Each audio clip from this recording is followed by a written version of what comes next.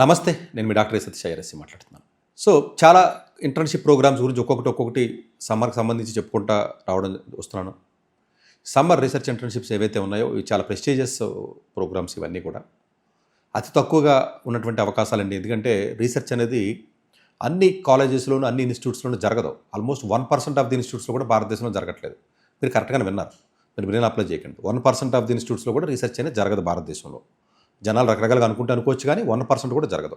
ఎందుకంటే రీసెర్చ్ జరగాలంటే ఆ ల్యాబొరేటరీ, ఆ ఎక్విప్మెంటు, ఆ ప్రొఫెసర్సు, ఆ అట్మాస్ఫియరు, ఆ యాటిట్యూడు, ఆ స్టూడెంట్సు, ఇవన్నీ కూడా చాలా పారామీటర్స్ ఉంటాయి. ఫండింగు ఇవన్నీ ఉండాలి.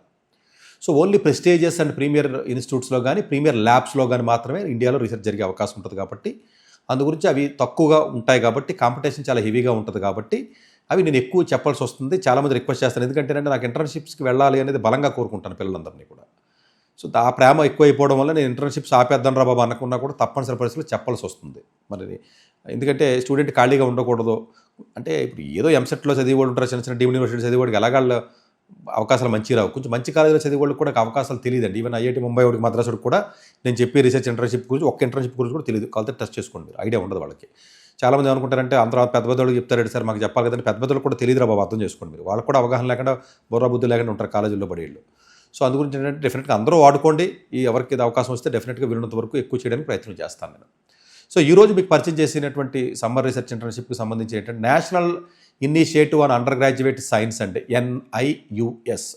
దీనికి సంబంధించి మీకు పరిచయం చేస్తున్నానండి. బేసికల్గా ఇదేంటంటే ఇది ఒక స్టాండ్ ఎలోన్ ఒక ఇన్స్టిట్యూట్ కింద మనం చెప్పుకోవచ్చు. It is premier programme, premier institute అంటే యాక్చువల్గా రీసెర్చ్కి సంబంధించినటువంటిది.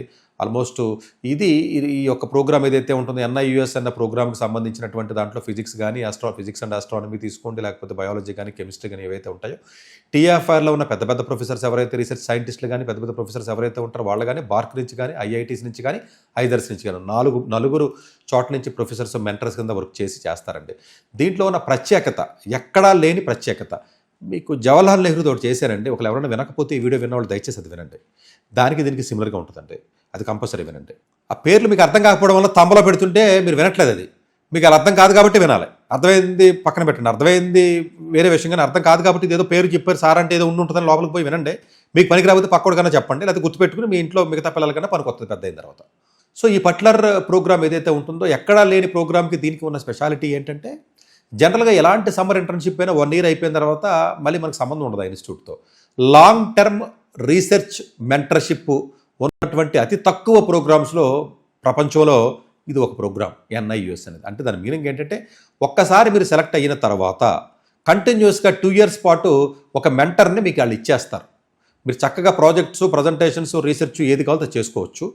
అంటే 2 years పాటు ఒక మెంటర్ని ఒక ప్రెస్టీజియస్, భారతదేశంలో ఉన్న ప్రెస్టీజియస్ ఇన్స్టిట్యూట్స్ లాంటి, అంటే TFR కానీ, IISc బెంగళూరు కానీ, బార్క్ కానీ, IITs కానీ, ఐజర్స్ కానీ, ఇలాంటి ఇన్స్టిట్యూట్స్లోంచి పర్మనెంట్గా 2 years పాటు, ఈ అవసరమైతే 3 years థర్డ్ ఇయర్ ప్రాజెక్ట్తో సహా ఒక మెంటర్ని, ఒక సైంటిస్ట్ని మీకు అందించి, మీరు ప్రోగ్రామ్ని ప్యారల్గా చేసుకుంటూ ఉచితంగా మీకు తిరిగి మళ్ళీ స్టైఫండ్ ఇస్తూ, మళ్ళీ ఒక సర్టిఫికెట్ కూడా ఇస్తూ, ఒక డిప్లొమా ఈక్వలెంట్ సర్టిఫికెట్ ఇస్తూ ముందుకెళ్ళే అవకాశం భారతదేశంలో ఉన్నటువంటి అతి తక్కువ ఆపర్చునిటీస్లో ఒక 3-4లో ఇది ఒకటి. జాగ్రత్తగా అర్థం చేసుకుంటాము, చాలా ఇంపార్టెంట్ ఇది. దీంట్లో ఒక్కసారి మీరు అప్లికేషన్ పెట్టిన తర్వాత ఫస్ట్ ఒక క్యాంప్ కండక్ట్ చేస్తారు. అది 7 to 14 days ఉంటుంది. ఒక ఎక్స్పోజర్ ఇవ్వడం జరుగుతుంది. ఒక ఎన్రిచ్మెంట్ ప్రోగ్రామ్ అంటే యాక్చువల్గా ఒక ఎక్స్పోజర్ అనుకోండి. ఒక్కసారి ఆ ప్రోగ్రామ్ అయిన తర్వాత కొంతమందిని షార్ట్ లిస్ట్ చేసి, తర్వాత సెకండ్ స్టేజ్లో అప్పుడు 2 years పాటు మెంటర్షిప్ అనేది ఇవ్వడం జరుగుతుంది.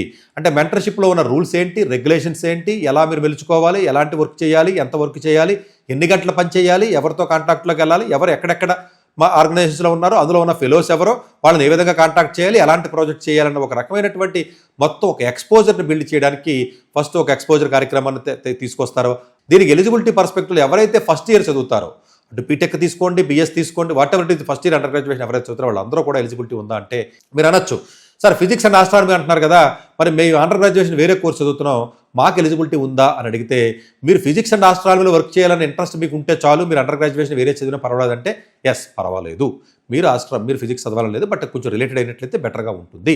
బయాలజీకి, కెమిస్ట్రీకి డెడ్ లైన్స్ అయిపోయినాయి, అన్ఫార్చునేట్గా చెప్పలేకపోయి చెప్దాం అనుకుని ఈ ఫిజిక్స్ అంటే ఆస్ట్రానమీకి ఉంది. మార్చి 5వ తారీఖున డెడ్ లైన్ కాబట్టి ఇమీడియట్గా మీరు అప్లై చేయండి.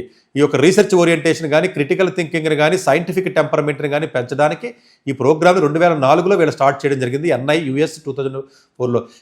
It improving the first year undergraduate science education in India. First ఇయర్లోనే ఆ యొక్క ఫ్లేవర్ని కానీ ఆ రీసెర్చ్ని కానీ ఈ టైప్ ఆఫ్ ఎక్స్పోజర్ని పెద్ద పెద్ద ప్రొఫెసర్ని మీకు మెంటర్షిప్ ఇవ్వడం అన్నటువంటిది ఏదైతే ఉంటుందో ఇట్లాంటిది మీకు ముందే కానీ అలవాటు చేసినట్లయితే భారతదేశంలో ఈ రీసెర్చ్ అనేది కొంచెం ముందుకెళ్ళే అవకాశం ఉందనే ఉద్దేశంతో ఫస్ట్ ఇయర్లోనే దీన్ని ముందు అందించడం అనేది చాలా శుభ పరిణామం. ఇదే పద్ధతిలో లైన్లో JN ఏదైతే చెప్పానో అది కూడా ఉంది జవహర్లాల్ నెహ్రూది. ఆ వీడియో వినకపోతే దయచేసి అది కూడా వినండి. అది కూడా ఫస్ట్ ఇయర్ స్టూడెంట్స్కి చాలా బాగా పనికొస్తుంది. చాలామంది ఫస్ట్ ఇయర్ స్టూడెంట్స్కి ఏముంటుంది అని చెప్పి కింద మెసేజ్లు పెట్టి చంపేస్తున్నారు.